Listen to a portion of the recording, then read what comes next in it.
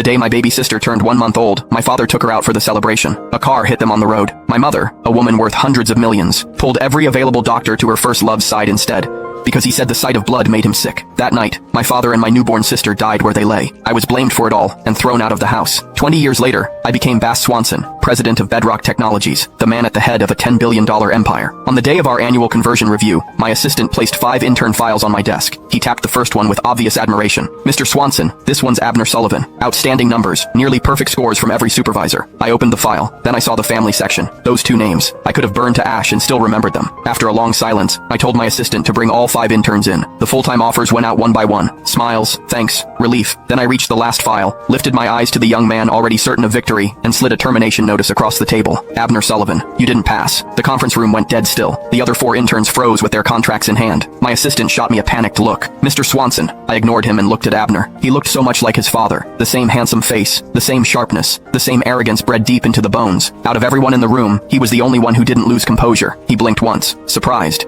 then calmly opened the folder he'd brought and laid out his documents. "Mr. Swanson, I interned here for 3 months. I handled 4 projects and led 2 independently. My client renewal rate was 100%. His voice was steady, neither humble nor rude. I received top evaluations for 2 straight quarters. My numbers are the highest in my cohort." He paused and met my gaze. "That makes me first among everyone who started with me. If you're cutting me, you owe me a reason." His chin lifted a fraction. No panic, no hurt, only offended pride, the kind that came from growing up protected, cherished, certain the world would always make room for you. I leaned back and let the silence drag before I answered. "There's no reason." Abner's face tightened. "This is my company," I said. "If I want to let you go, I will." A crack finally showed. He recovered fast and gave a cold laugh. "Mr. Swanson, this is workplace bullying." He shut the folder. "If this gets out, it may affect your company's reputation." I smiled faintly. "I'm not bullying you. If this feels like bullying, maybe that says more about you. People who are actually clean don't immediately assume they're being targeted. Only guilty people do." That landed. For the first time, real anger flashed in his eyes. My assistant leaned close and whispered urgently, "Mr. Swanson, please reconsider. He really did perform exceptionally." And the board checked his background. His mother runs Sullivan Group. She's Kay Sullivan. I cut him off, then looked back at Abner. "That's your mother, isn't it?" He straightened at once, pride returning. "So you've heard of my mother." There was no hiding the confidence in his voice now. "Then you understand. Keep me on, and someday there may be a partnership between Bedrock and Sullivan Group." He said it like he was offering me a gift. 20 years on, the Sullivan Group was nowhere near its former glory, but it was still far above most companies in this city. "No need," I said. His expression froze. "I don't want anything from the Sullivans." I held out the letter. "Now you can go." That finally broke him. His face flushed red with fury. "Fine." He snatched the paper off the table. "Mr. Swanson,